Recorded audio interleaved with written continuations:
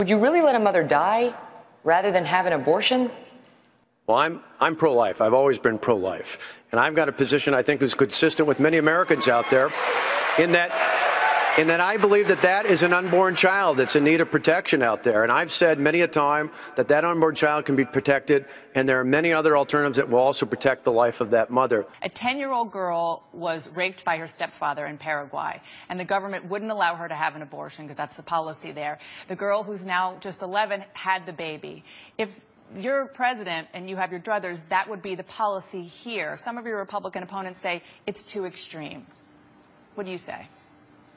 I think what we have to do, Dana, is remember that creating one problem that is horrible.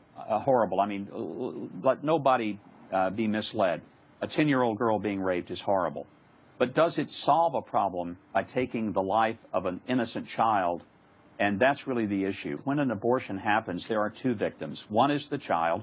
The other is that birth mother, who often will go through extraordinary guilt years later when she begins to think through what happened.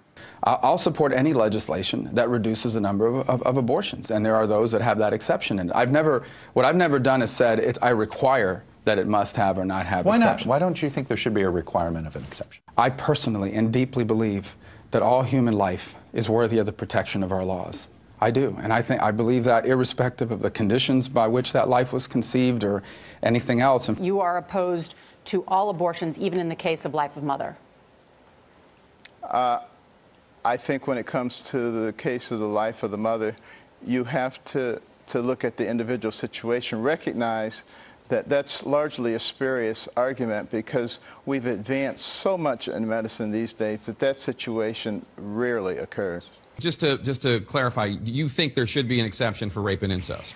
I would really be delighted if, for once, the media would ask Hillary Clinton about the extremism of her position. Well, it's not a life until it leaves the hospital. My position is very clear. It's been clear and consistent ever since I ran for the Senate in 2010. Anyone can look it up. Yes, I support exceptions, but the majority of the American people now believe that abortion for any reason at all to be paid for by taxpayers after 5 months is an abomination. My goal, and the goal of many of those joining me here today, is to make abortion at any stage a thing of the past.